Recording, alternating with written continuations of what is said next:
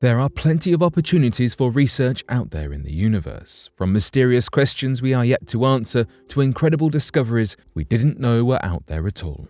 So today, here at Unexplained Mysteries, we will be taking a look at 3 recent astronomical discoveries.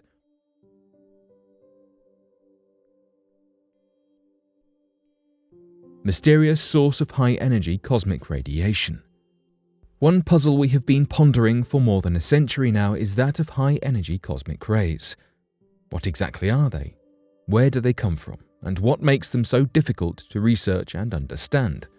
Cosmic rays are a combination of subatomic particles made from high-energy protons and atomic nuclei. They are formed from the Sun, from places in the Milky Way galaxy outside of our own solar system, and in other galaxies altogether. These rays move incredibly fast, at a rate that approaches the speed of light.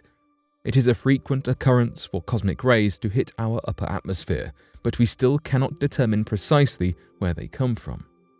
As these rays crash into our upper atmosphere here on Earth, they cause high-energy collisions, small versions of those we see in our most powerful particle colliders. Following the impact, secondary particles come down to Earth in what has been referred to as a shower. Despite their regular impact upon us and our long knowing of their presence, we are yet to determine exactly where they come from. With all the tech we have and equipment available in the modern day, you would have thought we would have been able to trace these elusive travelers back to their origins. Unfortunately, it is not that simple. There is one factor that makes tracing cosmic rays so much more difficult. Simply put, that is magnetic fields. Julia Schuss, a professor at the School of Physics and Astronomy at Ruhr University in Bochum, Germany, explained that as the charged cosmic rays pass through a magnetic field, they are essentially redirected. She offered further explanations, saying, as magnetic fields in space have local, small, randomly oriented structures, a prediction of the exact path of a cosmic ray particle is impossible. She continues, likening the path of a cosmic ray to a ball in a pinball machine, seemingly random and therefore impossible to accurately trace back. Cosmic rays first caught the attention of the scientific community in the early 1900s.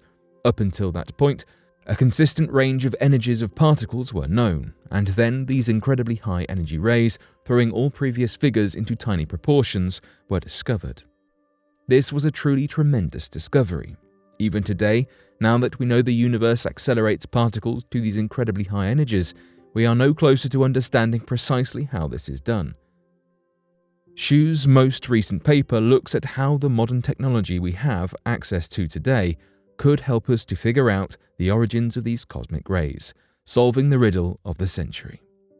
It is the current understanding that it takes some sort of powerful astronomical event for these cosmic rays to clock in with such high energies, meaning we can rule out some possible sources. Schuss describes this, explaining that something with a large velocity runs into something with a slower one, some sort of shock is produced. This shock, combined with the turbulence from the cosmic rays moving through magnetic fields, results in the acceleration. The question that is left is what astronomical event is behind the shock. One contender is supernovae, with the needed shock being one more consequence of the exploding star. This is just one theory as to what exactly is going on with these cosmic rays. There is plenty of research being undertaken, from attempting but not yet succeeding to match the acceleration of cosmic rays in the Large Hadron Collider, our most powerful particle accelerator, to balloon trips that took place back in 1925. Between theories, old and new, and research equipment, both cutting-edge and traditional, we have looked at a great range of techniques and ideas to try and figure out exactly how these cosmic rays work. Tatooine-like planet spotted from Earth, Kepler-16b. We often wonder what it would be like for aspects of our favourite films to come to life. We might be far away from schools full of wizards or the competition of the Hunger Games, but we might have stumbled across a real-life Tatooine.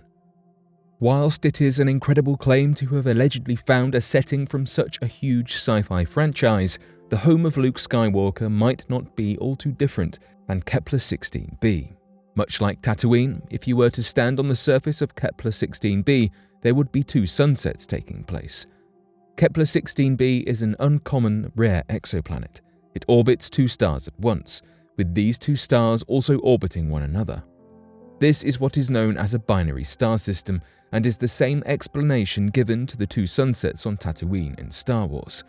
So far, we have only made observations using the Kepler Space Telescope based in France at the Observatoire de Haute-Provence.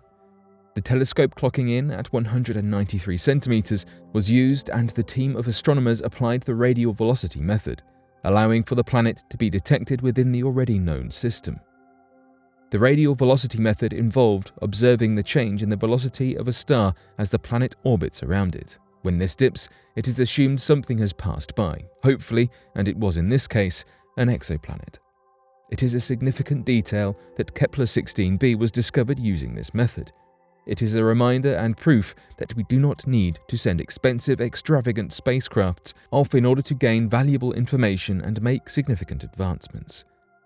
It is more than possible to use these more traditional methods to stumble across something great. One might argue that even without considering the cost, time, and overall inefficiency of sending spacecrafts, that the radial velocity method might still come out as a more practical choice.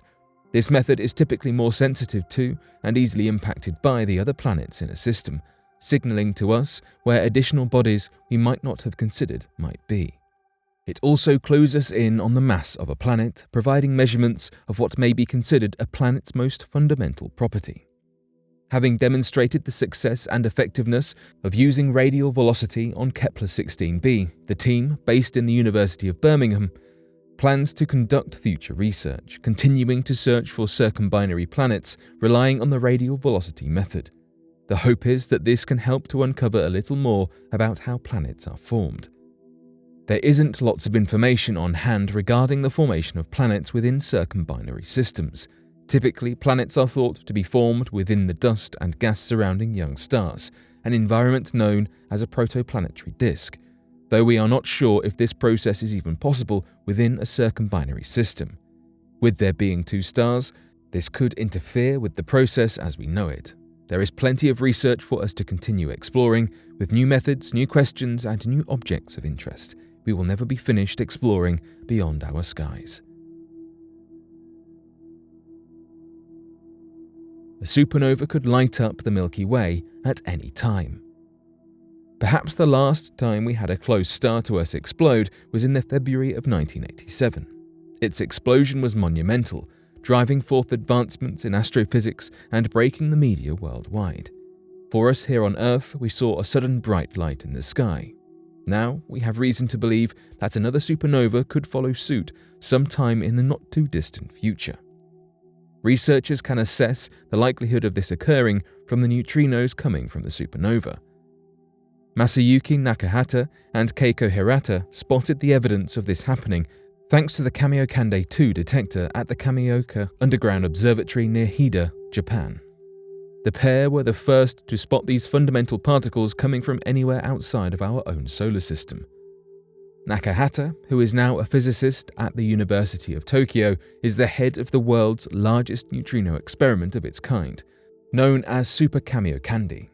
This system will allow the observatory's computers to see in almost real time when neutrinos are being detected so that an automated alert can be sent out to the conventional telescopes all around the world, making sure as many people are able to witness this event as possible.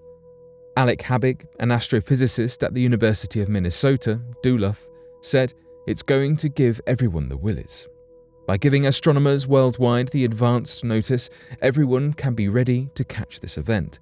The early warning provided by Super Kamiokande means that plenty of telescopes can turn, in many cases automatically, towards the supernova. When the skies are lit up, we can expect it to be brighter than a full moon, visible during the daytime, and overwhelm the sensors in our telescopes which are used to looking for hard-to-spot details. It is rare for us to observe a supernova up close, an event we do not often witness and gives us a tremendous opportunity."